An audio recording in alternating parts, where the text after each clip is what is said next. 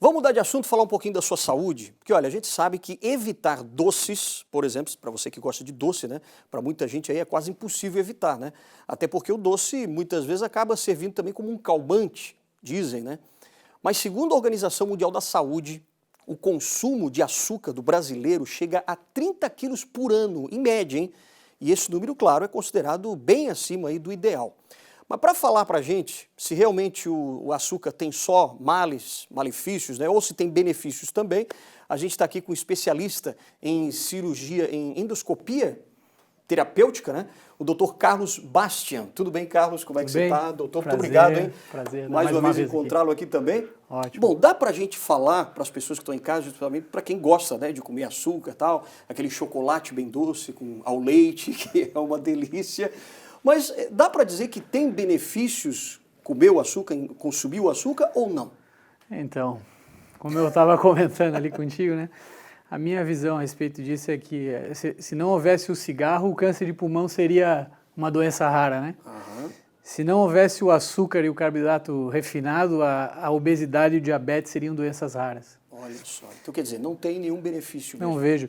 E o que a gente está vendo hoje é aumento assustador dessas doenças. O diabetes cresceu 60% nos últimos 10 anos. A obesidade, 67,8% nos últimos 13 anos. É assustador. Explica pra gente então, até o pessoal de casa ter essa noção, né, desse excesso de açúcar no sangue, o que ele pode causar?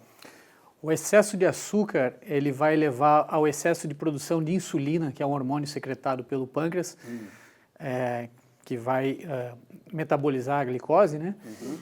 Mas esse hormônio ele também vai te levar a ganhar peso.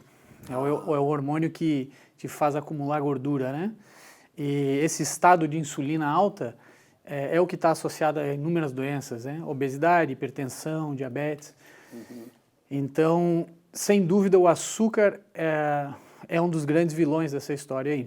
E dá pra gente, por exemplo, dar algumas dicas para as pessoas que gostam de açúcar, comem chocolate e não vão ter agora como largar rapidamente, porque acaba sendo um vício também, né? É um vício, sim. O açúcar, ele tá, quando a gente come, ele libera neurotransmissores no cérebro que estão relacionados à área de prazer e sensação de prazer, bem-estar. Então, deve-se evitar realmente. Uma dica é, às vezes, começar a substituir por adoçantes, né? Mas tem adoçante saudável, doutor? Tem alguns, sim. Hoje o stevia, o eritritol, o xilitol são os mais indicados aí. Tem que cuidar porque muitos adoçantes elevam a insulina também. Então é difícil às vezes para o paciente saber isso, mas bem orientado ele consegue fazer essa substituição. Tem gente que diz assim, se você está deprimido e tal, come lá um pedaço de chocolate que melhora. Isso é mito? Não, eu acho um mito, sim. Inclusive o Alzheimer vem sendo por muitos considerado como diabetes tipo 3. O açúcar está relacionado a muitas doenças neurológicas. Então o problema todo é que a gente há algumas décadas vem se preocupando muito com a gordura e esqueceu, deixou o açúcar de lado.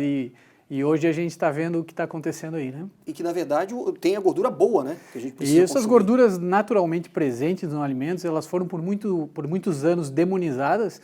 E hoje, as melhores evidências hoje que a gente tem mostram o seguinte, que essa gordura saturada, ela não está relacionada à doença cardiovascular, não aumenta o risco de você ter doença cardiovascular. No entanto, a obesidade e o diabetes aumentam muito o risco de você ter doenças cardiovasculares, câncer, hipertensão, uma série de coisas, né? Agora, só voltando à questão do chocolate, porque muita gente pergunta sobre isso, né? Mas esses chocolates, por exemplo, que tem 70%, 80% de cacau, esses são mais saudáveis? Esse é o mais saudável. O chocolate é o cacau, né? Sim, aquilo que a gente vê, esse chocolate ao leite, a maioria dele é açúcar e gordura hidrogenada.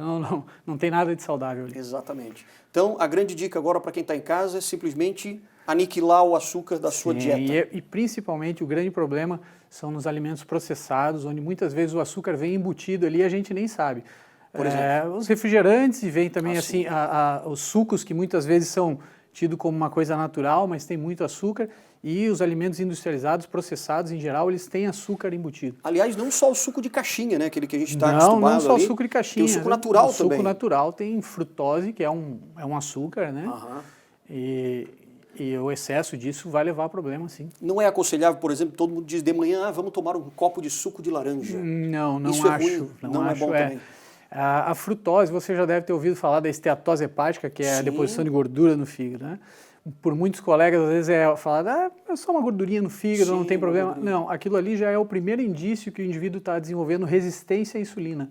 Então, e uma das coisas que mais provoca isso é o excesso de frutose na dieta. É claro que comendo uma fruta ou outra não vai ter problema, mas um suco de fruta é o extrato, são várias frutas ali. Sim. Então, o excesso de frutose pode levar a isso. Então mais sim. vale chupar a laranja do que fazer o suco da laranja. Sem dúvida. Esse é a grande dica, né? Exatamente. Dr. Carlos Bastian, tirando as dúvidas aqui sobre o açúcar pra gente. Muito obrigado. Prazer hein? mais uma vez estar Prazer aqui com mais uma vez vocês. também. Ótimo dia para Estamos à você. disposição. Obrigado. Tchau, Valeu, tchau. obrigadão. Vamos continuando aqui com mais informações no nosso Santa